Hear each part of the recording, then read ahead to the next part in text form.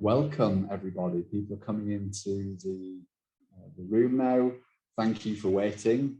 I'm very much looking forward to this webinar today, but we're going to have to wait a little bit for people to come in. It takes a little bit of time to come in from the waiting room into the Zoom call. So why don't we see where everybody is calling in from today? I can see a map of the world behind me, so I thought it'd be cool if you could maybe write in the chat who you are and where you're calling in from. It'll also help us to just do a quick technical check to make sure that everything is working properly and that you can use the chat, because it would be great to get questions from you during the course of the webinar. So yeah, if you just find the chat, it should be at the bottom of the Zoom window. Open it, type in who you are and where you're calling from, and we can where you're joining us from, and we can have a little idea of what kind of a group we have with us today. Also, if you have any technical issues or something doesn't look right, something doesn't sound right, you can also notify us there in the chat. So while we're waiting, here we have the people coming in. We've got Sweden, we've got Belgium, we've got Stockholm. Very nice. I'm guessing we have a lot of people from Stockholm, Sweden, since that is where Ebba Biotech is based. But of course, as you can probably tell by the map behind me, we are a global company talking to people from around the world. We've got Linköping as well. Fantastic. Everybody welcome indeed. But Germany as well. Fantastic. So let's get started on this webinar. I'm super excited to welcome you today. As I mentioned just previously, Ebba Biotech is a Swedish company that started in 2015. My name is Ben Liverton.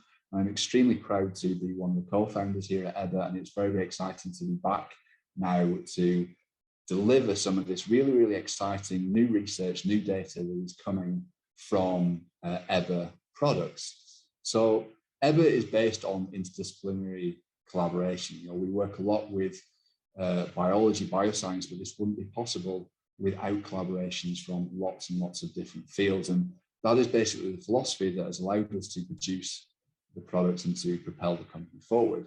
Our products are Optotracers, so they're fluorescent tracer molecules that are used to label macromolecular components. And today we're going to be talking about one product in particular, or we're going to be highlighting one product in particular, which is EbbaBiolight. And so to do that, I'd really like to welcome Dr. Karen Butina from the Immunology and Cellular Immunotherapy Group at the National Institute of Biology in Ljubljana in Slovenia.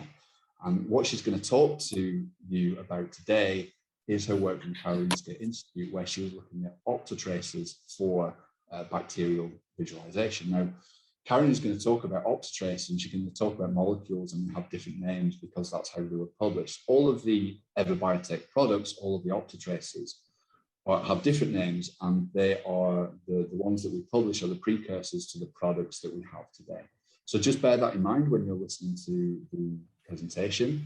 And without further ado, it is my great pleasure to introduce to you today Karen Butina. Dr. Karen Butina, over to you. Yeah, thank you so much, Ben, for this very kind introduction. And yeah, welcome everyone. And thank you for attending the webinar. So today I will present a recent publication. Well, now it's almost a year ago since it was published, entitled Optotracing for Selective Fluorescence-Based Detection, Visualization and Quantification of Live Staphylococcus aureus in Real Time. And as Ben said, this was work conducted during my time as a PhD student in Professor Richter Dahlfors Group. And of course, it was not only my work, but a work of a group of very great and talented people. So before delving into the results of this project, I would like to just briefly introduce the Optotracers from, as Ben said, a little bit more of a scientific perspective. So Optotracers are thiophene-based molecules that are defined by their length, by their planarity, by the side groups and heteroatoms, or occasionally even heteromolecules. So, and as I say length, usually we're talking about oligomers, but they can be, of course, of different number. So from 4 to 10 and so on. And when these molecules bind to their respective targets, we typically observe an increase in fluorescence yield and a spectral shift. So very often with these molecules, we use fluorescence spectroscopy. And this is sort of a real life example of a fluorescence spectra. So if we just look at the free Optotracer in a buffer without any target, this is the dotted line. And here you can see the excitation and emission spectra. Often we call this kind of a representation a spec plot. And when we add a target to this Optotracer in a buffer, we can see what happens if we look at this, the full solid line. So the fluorescence is highly increased, the fluorescence yield, and there is a spectral shift, especially seen in the excitation spectra towards the red wavelengths, so towards the right of the axis. We also see a big increase in the emission spectra, which is understandable. And occasionally we even see sort of spectral substructures as this shoulder here. So fluorescence spectroscopy is one of the most important applications and things we can do with Optotracers.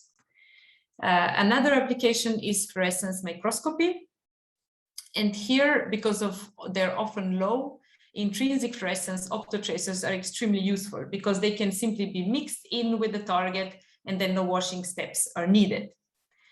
So what happens when the target is present is that either when the Optotracers bind, their fluorescence increases very much, so their fluorescence yield, and therefore we see the target fluorescing, or even in the case when the fluorescence does not increase so very much, the pure accumulation of Optotracers, since these molecules are very small compared to conventionally used antibodies and so on, will lead to the target being fluorescent. So these are two of the core and very important applications that one can use Optotracers for. And now, shortly, I think it's also nice to talk about the development of the Optotracers, because this has been decades of work of many dedicated scientists. And actually, it has started at Linköping University. The first author was nowadays Professor Peter Nilsson. And Professor Peter Nilsson and his group, of who I have mostly worked with Hamid and Linda, but has also many other members, have then driven this field really forward over the last decades, really. And they have focused heavily on the detection and discrimination of protein aggregates, and especially in neurodegenerative diseases. And again, they have already established the techniques I talked about, microscopy and spectroscopy, and also commonly they use spectral microscopy, which is also another option that you can have with Optotracers. So how did then these molecules enter microbiology? Well, this happened here at Karolinska Institutet, because when Professor Richter Dahlfors heard about these super cool molecules that can detect amyloids in neurodegenerative diseases, her idea was that amyloids are actually not only present in neurodegenerative diseases, but are also present in the extracellular matrix of biofilms of certain bacteria, such as the well-known pathogens Salmonella enteritidis and Escherichia coli. So the idea was to use these same molecules to try to stain the amyloids in the biofilms. And indeed, in 2016, a publication came out where it was shown that this is possible. What you see on this image is these green dots. These are the GFP expressing Salmonella, and this red cloud around is the stained biofilm. So this was very exciting because it offered an alternative to usually toxic and less specific dyes for biofilms used before. And another exciting discovery that was made at the time was also that the Optotracers did not only bind amyloids, but also bound cellulose, which is another component of the biofilm. And this has led then to the development of the first biofilm diagnostic assay.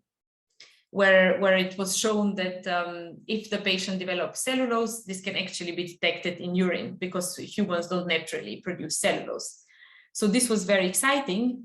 And actually right now, Optotracers are more and more used also in the field of glycobiology to assess polysaccharide composition. Now, before we go now into the paper, I just want to remind you that the initial work here with bacteria was mainly done with gram-negatives. And here, as you can see, we see green bacteria. So the Optotracers did not stain bacteria at the time. So we had the idea to check if optotracing can be used to stain gram-positive bacteria directly. And here I should say that actually this project was initiated by the moderator, Ben Liberton, and he was the one who also taught me a great deal of Staphylococci, about Staphylococci. So why, for the gram-negatives, as said, no binding was observed. So why did we believe that there could be a difference to gram-positives? Because the gram-negative bacteria have these two membranes. So they have an inner membrane and thin peptidoglycan wall and the outer membrane.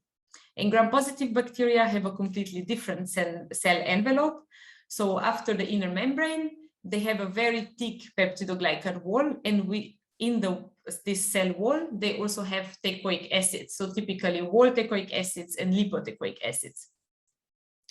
And both of these compounds, so the peptidoglycan and the teichoic acids, we thought could be plausible targets for Optotracers. And the reason for it is that teichoic acids are just long polymers, but are typically decorated with positively charged D-alanine and also can be other residues. And this could maybe interact with the negatively charged side groups on Optotracers. And peptidoglycan is composed of N-acetylmoramic acid and N-acetylglucosamine, and they are also linked by this beta-1,4 linkage, so similar to cellulose in a way. So we thought it would be worth to investigate whether we can find Optotracers that would stain these compounds. And indeed, this was shown to be possible. And after testing several Optotracers, we found one, namely HS167. So as Ben pinpointed, this is the scientific name from the publication, not the EbbaBiolight. So HS167, which is the so-called donor-acceptor-donor Optotracers. As you can see, it's not a pure thiophene, but it has this quinoxaline motif in the middle. And this confers it, this makes it to have a special electronic properties also. So this Optotracer, look, if it's unbound, you can see it has very low fluorescence, like the black dots here. So very, very low. And these two peaks, they come from the donor-acceptor structure. So the first peak is the pi to pi star transition, and the other is the donor to acceptor. This is not particularly important, but just for you to know, why do we see two peaks in the excitation spectra of this molecule compared to one for before? And if we add salmonella to this sample, you can see the gray line here. There's not much difference to the blend. So as expected, the Optotracer does not bind to salmonella.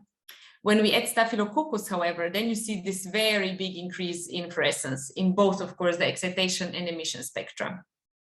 So, and this indicated for us that the Optotracer binds Staphylococcus and there's an on switch of fluorescence. And indeed, this was also confirmed with confocal microscopy. So here you can see what happens if we add Staphylococci to a 5 micromolar solution of HS167. They clearly stain, so they are fluorescence. I mean, this is pseudo-colored magenta, but it indicates fluorescence. And for salmonella, really nothing, there is no staining is observed.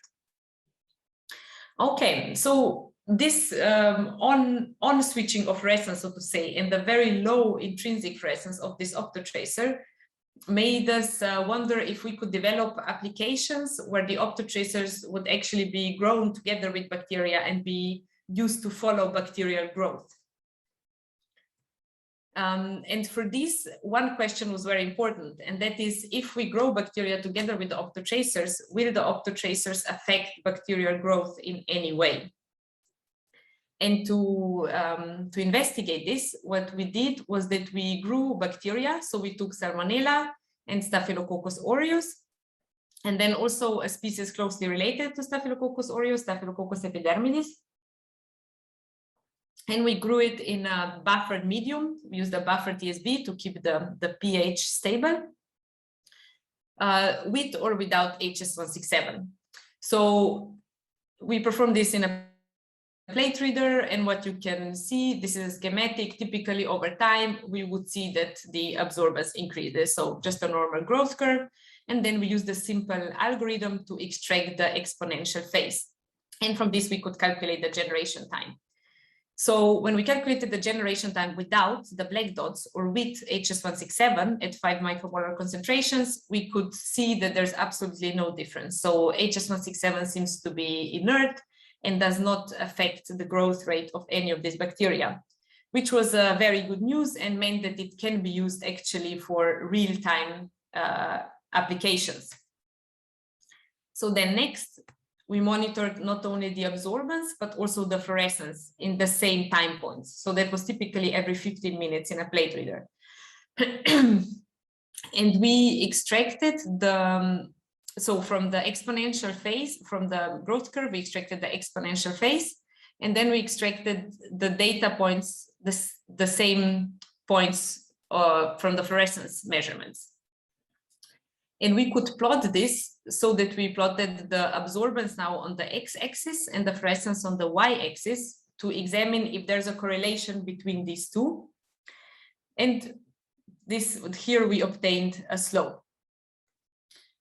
And looking at this slope, what we could see is that here at the for this black squares, this is the Salmonella. So you can see that as the absorbance increases, that means as the bacteria grow, the fluorescence does not increase. So it's just a straight line. And that is kind of expected, right? Because HS167, what we know from before, does not bind to Salmonella. On the other hand, if we look at the two Staphylococci species, for both of them, you can see that there is a positive correlation between absorbance and fluorescence. So as absorbance increases, fluorescence increases too. And there is also a very clear linear dependence of fluorescence to absorbance, which again gives a good indication that actually as bacteria grow, HS167 binds and fluoresces. And something that was here very interesting was that there was a slight difference in the slopes between the two Staphylococci species, which first of all made us think that, wow, this could maybe be a cool application also to investigate which Staphylococci species we have. But not just this, also that this slope can actually be used as a variable, that we can measure the amount of binding by the slope. And with this in mind, we set out to our next question, and that is to determine more specifically what does HS167 bind. Because at this moment right now, we only made the hypothesis this could be peptidoglycan, but neither really from the spectroscopic recordings or from the fluorescence images that I showed could we really see if it was the cell wall or something else. But because we have developed this, the high throughput method that I have just shown you, where we could extract the slope, this enabled us to screen a transposon library of approximately 2,000 mutants in non-essential genes. This transposon library was in another strain called USA 300, and we have obtained it from BEI resources for free. It's actually a wonderful, wonderful resource if anyone ever needs. And our idea was that if the Optotracer binds to a product of a non-essential gene, then we should have sort of a zero slope like we saw for Salmonella here. So we screened all these 2,000 mutants in the buffered medium plus HS167. And the first thing that we found was that all mutants gave a positive slope. So there was no mutant to which HS167 did not bind, indicating that either the molecule binds to a product of an essential gene or that it binds to maybe many different structures, creating some kind of redundancy. However, because we could quantify the slope, we did find some mutants that exhibited significantly lower slopes. We didn't find actually any with higher slopes, interestingly. And we identified 5 annotated mutants that showed at least 50% of the reduction of the slope compared to the wild type control. And all of these mutants were associated with the cell wall. So ALR is an enzyme that converts L-alanine to D-alanine, and this is important for incorporation in both peptidoglycan and teichoic acids.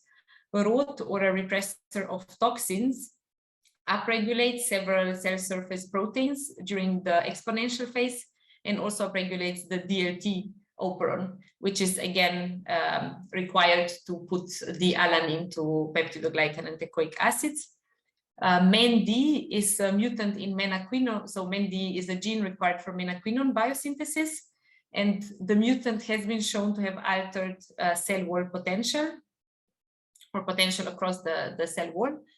PKNB, also termed STK1, is a major regulator, and it's involved in cell wall homeostasis and response to stress and so on.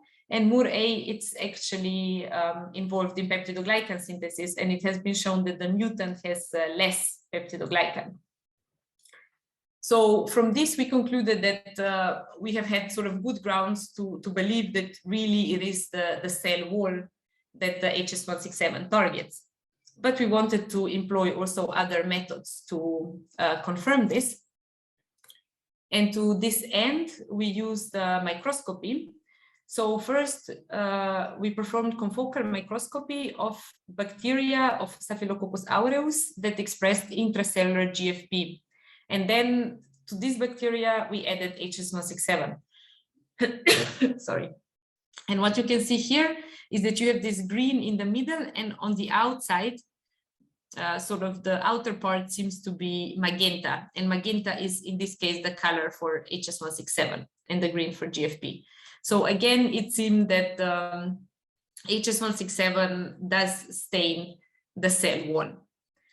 And to have an even more precise view on this, we performed Airiscan microscopy. This is a type of a super resolution microscopy on Staphylococcus epidermidis, this time without any intracellular markers.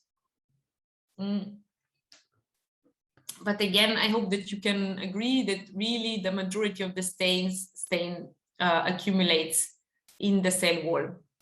And actually, this seems to be a dividing cell, and I'm not sure how your screen is, but at least with a little bit of imagination, you can even see the division septa here. So this microscopy experiment sort of concluded our first hypothesis and also the results from the transposon screen. And finally, we also wanted to check if HS167 binds to isolated cell wall components. And to this end, we tested lipoteichoic acid and peptidoglycan from Staphylococcus aureus, and as a control, lipopolysaccharide from Salmonella enteritidis. And indeed, as expected, we found that HS167 did bind to both of these purified compounds, but not to lipopolysaccharide. And here I would just like to mention that actually it's difficult to say that in the peptidoglycan there is no lipoteichoic acid and vice versa, because the purification is not so good. So it could be actually that it's only one of these compounds, but we have a little bit of an intermix also. But regardless of this, definitely this worked, and lipopolysaccharide for sure did not.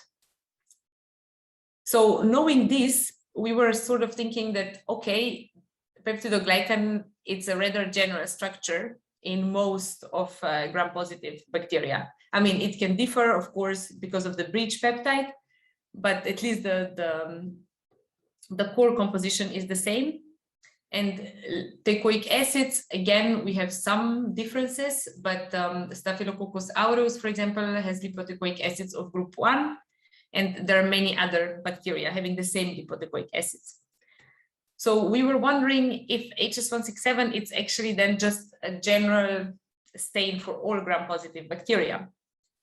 And to test this, we used Enterococcus fecalis, which is a scheme is shown here, but it's not particularly accurate, so apologies for this.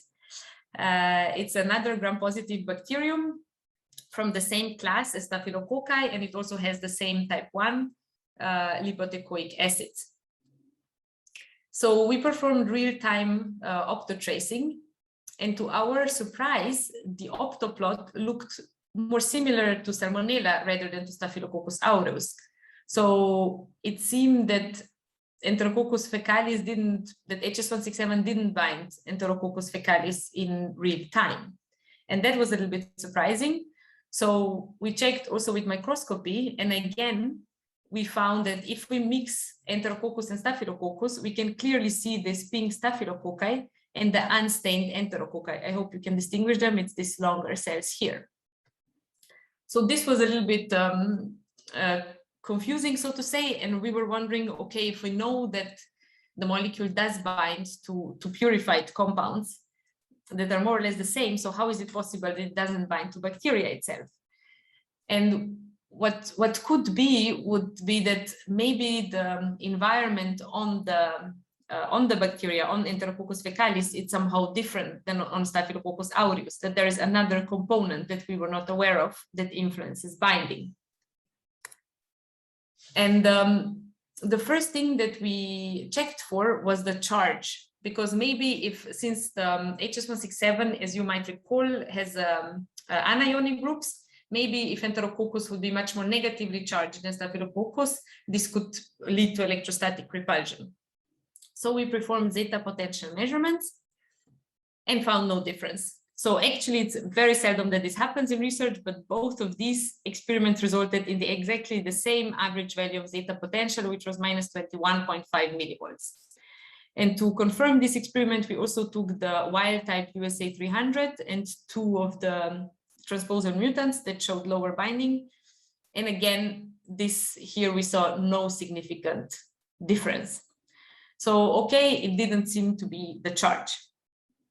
Then our next idea was hydrophobicity. So maybe the Staphylococcus aureus is more hydrophobic than Enterococcus. And measuring hydrophobicity in bacteria is a little bit tricky because we cannot do just this contact angle measurements like for surfaces. And what is commonly used is a so-called bacterial adhesion to hydrocarbons test. And in our case, we use hexadecane. So what you do here is that you have your bacteria dissolved in a buffer. You mix it with the hexadecane, which is a hydrocarbon and very hydrophobic. And then you let it stand for a while for the phases to separate. And the idea is that the hydrophobic bacteria will associate with the hydrocarbon and the rest will stay in the aqueous phase. So the more bacteria that stays in the aqueous phase, the more hydrophilic the bacteria are, and vice versa. So usually here we calculate the recovery. So we calculate how much bacteria stays in the aqueous phase, and therefore higher recovery, lower hydrophobicity. But a very important comment here is that this assay is highly criticized because it's not really a general estimation of hydrophobicity. It depends very much on the buffer, on the salt concentration that you use, and can only be viewed in this context. And to this end, we also employed many different buffers to have sort of control of this. And here are now the results. So we used as different buffers of pH 5, 7, and 9, and 2 different buffer systems. Therefore, you have 2 buffer 7, sorry. But this is not very important, and I can discuss later in detail. So for each of these buffer, we then calculated the recovery, and we used the same, so the autologous samples, of course, not mixed with hexadecane, added HS167 and measured fluorescence, so that we had an idea of how does the recovery from the hexadecane assay correspond to the fluorescence. And this we had to do, of course, because we had to check the fluorescence in every different buffer. So if we look for Staphylococcus here, you can see that the higher the pH, the higher the recovery. So the lower the pH, the more hydrophobic interactions. And that is, of course, normal because when you lower the pH, you protonate the cell surface, which reduces the electrostatic repulsion. And interestingly, what is very clear already here is that the fluorescence is inversely correlated to recovery. So the lower the recovery, the higher the fluorescence. That means lower recovery, that means more hydrophobic, more fluorescence. And for Enterococcus fecalis, where, as you remember, at pH 7, we saw really no fluorescence, here completely zero line, suddenly at pH 5, it became fluorescent. So this gave us the idea that actually maybe it is the hydrophobicity that is a little bit different between these two bacteria, but importantly can be tuned by changing the buffer. And then for Salmonella, it was hydrophilic at all buffer conditions and no fluorescence. So this was only as a control. So with this, we concluded the study and sort of we believe that we have shown that it does bind to cell wall components and the binding depends predominantly on the hydrophobic interactions. However, it does of course not exclude any other non-covalent interactions. And now to shortly summarize, so we have shown that HS167 does bind Staphylococcus aureus and not Salmonella enteritidis. So this was our initial idea of gram-positive versus gram-negative. Then we have shown that HS167 can be used for Staphylococcus detection with fluorescence spectroscopy and microscopy, and that it can be used for real-time monitoring of Staphylococcus aureus growth in buffered media. Because if you remember, there is no difference in generation time, so it's completely inert and doesn't affect the growth. We have shown that it binds to gram-positive cell wall components with the transposon screen, that all the mutants that we got related to the cell wall, and then the microscopy and also binding to isolated components. And we have shown that the binding depends mainly on the cell surface hydrophobicity and can be tuned by changing the pH. But again, other interactions cannot be excluded here. Okay, so with this, I want to first thank a lot of people. Firstly, you, of course, for coming to the webinar and listening. Thank you so very much. It has been a while since my PhD, and it has been very nice to revise all these things. Then thanks a lot, of course, to Ebba for inviting me to talk. It has been my pleasure and a big honor to sort of be the first speaker on the webinar series. But then most of all, of course, I would like to thank people who have enabled this work. And this is primarily my supervisor for my PhD studies, so Professor Anita Richter Dahlfors, my co-supervisors, Assistant Professor Susanne Löffler and Professor Peter Nilsson, the collaborators at Linköping University who have synthesized the Optotracer that I used, Linda and Hamid. And then a wonderful student that I had the pleasure to work with and is also now back to Ljubljana, Anna Tomac, and Assistant Professor Ferdinand Chong, who has provided very, very generous help, especially during the writing process. And of course, last but absolutely not least, Ben, who has taught me about Staphylococcus and was absolutely fundamental in the beginning of this project. Okay, and talking about Ben, I also give over to you. Fantastic, Karen. Thank you very, very much